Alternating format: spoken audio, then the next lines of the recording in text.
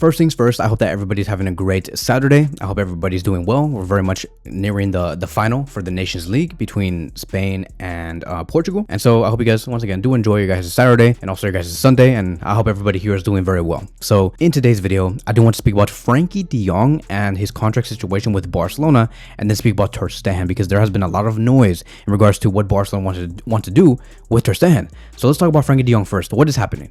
Frenkie de Jong is reportedly ready to terminate his 15-year partnership with his agent Ali Dursun to accelerate his contract renewal with FC Barcelona.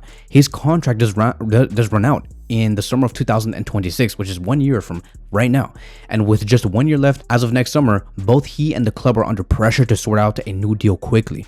Joan Laporta recently called the situation urgent, showing how important it is for the club to resolve it soon. Now, I want to answer a really big question. Why would a player like Frenkie de Jong want to fire his agent? Why? Like, what's going on here? And I do think that it has to do with a couple of reasons. I'm not fully sure what exactly it is, because those details have not come out yet, but I'm gonna put it down into four, the most probable ones. Point number one, there's probably a breakdown in trust or communication, right? If Frenkie de Jong feels his agent is delaying talks or not aligned with his personal wishes, that's enough to lose a lot of faith. Let's move on towards point number two. Maybe there's tactical disagreements, right? Agents often act as negotiators, trying to push for higher wages, bonuses, or specific clauses. If Frenkie de Jong is prioritizing a stay at Barcelona, which I believe he is, and the agent isn't moving fast enough or demanding too much, it may cause a conflict, right? Because that is one of the things that agents like to do, is wait it out. They do not like to they just don't want to negotiate nothing, because they want he wants his player to go somewhere else, or he wants the contract to expire to maybe move to a different club and get a better deal from a different club and stuff like that. It's one of the tactics that agents like to do. And maybe Frenkie de Jong just doesn't like that. He's like, no, I don't want, no, don't wait. Please negotiate with my club. I want to stay here. I want to represent FC Barcelona. So let's move on towards point number three. The agent has other priorities, maybe. The agent also represents other high-profile players like Donny van de Beek, Martin Braithwaite, who is one of our legends at Barcelona. I put him next to Ronaldo Nazario and Lionel Messi. But yeah, he also represents Martin Braithwaite. So maybe he might just actually be focused on those cases for whatever reason, and putting the Frenkie de Jong case aside, even though I would think that is stupid, because Frenkie de Jong is your biggest player, and maybe that could be it. And then point number four is player wants full control. Maybe the player is maybe Frankie's after 15 years together, I just don't feel like you need to be here anymore. I am mature enough to negotiate for myself and for my family, because he's a father. Maybe he just looks at life a different way, or he might hire a more aggressive or Barcelona friendly agent to close a deal. And that's basically it, right? It's very simple. Now, to FC Barcelona, why is this so important? And I think that it does have to do with a lot with wage structure clarity. We need to know exactly how much we're going to be paying Frenkie for the next 2 or 3 years if Frenkie does want to stay. We have to know that. De Jong is one of the highest salaries at the club due to the Bartomeu era deal. A renewal will likely involve adjusting his wages to match the financial fair play rules, and it is going to be set by Joan Laporta and Deco. And I believe that this is the first renewal. I might be mistaken, but this is the first renewal that Frankie's going to take under the presidency of Joan Laporta and Deco. I think, right? I haven't checked this out, but I do think that this will be the first one. And I believe that one of the reasons why Joan Laporta wants to renew Frenkie is because if he extends Frenkie for another 4 or 5 years, the wages that he's going to be earning is going to be spread thin through those 4 to 5 years to comply with the financial fair play rules, and us being able to sign more players. Or maybe I think that if Frenkie does get renewed for another 4 to 5 years, let's just say 2031, they renegotiate what that renewal is going to look like, and the salary might be lower. That's it. We just say you're going to get paid 8 to 9 million euros a season. I highly doubt that's going to happen, because we rarely do see that. We rarely do see that happen with players and clubs, but it is one of the tactical things that Joan Laporta could do. And then we have the sporting value, right? Despite injuries, Frenkie de Jong remains as a key starter for Hansi Flick, and Hansi Flick was getting the best out of Frenkie, and especially in the past 3 to 4 months, Frenkie was gaining a lot of momentum playing next to Pedri, and I think that it will be a disaster if we let him run down the contract and he leaves, because Hansi does trust him. And I really do think that going into the next season, we're going to be seeing the best out of Frenkie. So there is a lot of sporting value that we have with Frenkie. And this is why it's so important for FC Barcelona. They want to keep him. So there's many different reasons why we should renew Frenkie. And of course, going back to the wage structure clarity, we're going to be talking about the registration and financial planning. Renewing Frenkie early allows the club to amortize any new salary agreements over more years, just like I've said before, improving their PSR and standing with La Liga well. So very much, yes, it is important to Barcelona. And I think that if Barcelona can renew him and Frenkie is committed to stay, I think that this is a player that I want to continue with. Even though Bernal and Casado are going to be coming back, I would like to have, ideally, our double pivot options being Frenkie, Casado, Bernal for the next 5 to 6 years if we could.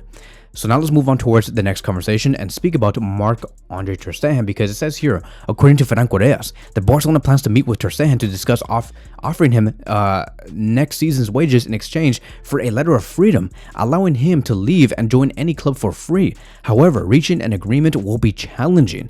And it also does say here that there were talks held between the club and Ter Stegen's camp today regarding a transfer away from FC Barcelona. Ter Stegen's camp told that he wants to stay and that his performances against Portugal should be enough to start next season with him as starting goalkeeper of the team. So you can already see that there's a lot of tensions going on with Ter Stegen and the camp and FC Barcelona. And Barcelona's, their solution is like, hey, look, we really want you out. We'll pay you for the remaining of next season in order for you to just like leave for free and just go somewhere else. And that's it. And it's a crazy thing. It's crazy to see how all of this is unfolding, because Ter Stegen is one of our captains. And I understand why this may be seen as like a really messed up way for Barcelona and Joan Laporta to handle things. You know what's crazy? Okay, so I know that I have this tendency to like always compare Real Madrid and Barcelona, but I just can't handle it when I see that the exact same things are going on at Real Madrid, but they like to protect Real Madrid. For example, Real Madrid, they let go of Modric after they told them 3 to 4 weeks ago that Modric was supposed to be staying. They told them that there was total consensus that Real Madrid were going to be continuing with Modric, and Modric wanted to stay. But when Xabi Alonso came in, they forced Modric out. They forced him. Yes, they did. They forced him. And they let him go. And they paid him for the remaining amount. So do not come over here and say that, oh my God, Barcelona is treating Ter Stegen unfairly and Barcelona's the worst club in the world. No. Real Madrid, our rivals, they did the exact same thing. And the thing that pisses me off, right, is that no one talks about that. No one talks about how Real Madrid treated their legend, because Modric is a legend. Just like how everybody wants to say that Ter Stegen is our captain or considered as a legend to Barcelona. Modric is a legend. Modric, right, did a lot of things for Real Madrid, and now they just said, no, you have to leave. I'm sorry. I know that we told you that 3 or 4 weeks ago you were going to be in our plans, but you have to leave because Xabi Alonso said so. And Modric wanted to stay, right? And I know that whole thing was very tense, because when they asked Xabi Alonso during the press conference about how do you feel about Modric, was it in your decision to let go of Modric, Xabi Alonso neglected to talk about that. He did not even want to talk about that. All he said was Modric is a great player and this and that, just moving away from that conversation, nothing more. So I find it kind of strange. No, I don't find it strange. I find it very much real. And I know what's going on here, that they want to shame Barcelona for how they're treating Ter Stegen, but no one wanted to shame Real Madrid for how they treated Modric. As a matter of fact, if you want to come to me and say Barcelona is a financial mess because they want to spend money on Ter Stegen and let him leave for free, and we're just wasting money. Okay, so did Real Madrid, bro. Like just stop. No one is talking about how Real Madrid paid Carlo Ancelotti to leave this summer. They paid him like 15 million euros, and he left. So Real Madrid spent money too, but no one talks about that. So what's going on? So going back to the conversation of Ter Stegen and FC Barcelona, right? What's going on? After recovering from the injury, Ter Stegen wanted to immediately return to the starting lineup. His agent contacted Deco, Barcelona's sporting director, to push for his inclusion in the Champions League semifinal against Inter Milan. But Hansi Flick refused to register him, choosing to keep Szczęsny in the squad instead. And Ter Stegen was angry at that time about his decision to refuse to, and refused to travel to Italy with the team, even though other injured players were there, like Jules Koundé, that still traveled with the squad. And the fact that Ter Stegen did not join the squad is like, what the hell's going on? And so you can see that there is tensions going on. And I just think that if Barcelona have already been evaluating Ter Stegen's future due to his high salary, the long contract, and his performances, this incident was the final straw for Flick and the technical staff. From that moment, they decided to stop counting on him as the starting goalkeeper. And I think that Hansi Flick has made a lot of analysis over the past few months, and he looked at Ter Stegen and how he does react with the ball, how he does like to discipline the defensive line. And he's like, we need something better. We need somebody younger. And ultimately, Hansi Flick wants a player with a different profile, somebody who can, adapt to our defensive line. And that's why they're looking at Joan Garcia, and they want Szczęsny to stay for another 2 years. So it's very ugly to see how all of this is turning out. I honestly just don't like any of this, because I just don't want us to break our relationship with Ter Stegen, regardless of how everybody feels about how he has been in the past 3 to 4 years. It's never a good thing to see how we're kind of breaking our relationship with Ter Stegen, even though he did a lot for us, and especially when Messi was here. In that era, when Messi and Ter Stegen were playing together, Ter Stegen was always there. He was at his best. And, Flick believes in trust and team unity.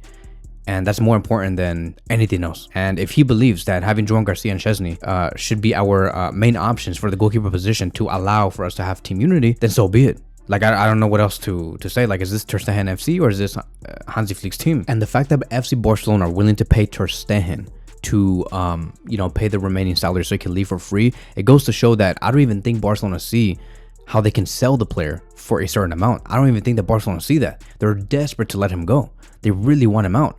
And the fact that they're willing to spend some money for his wages, even though he's not going to be playing with us next season, I really do think that they looked at the transfer window, they looked at the options, and they said no one's going to buy this player, especially right now, and it's going to be difficult, and we need him out like now, immediately.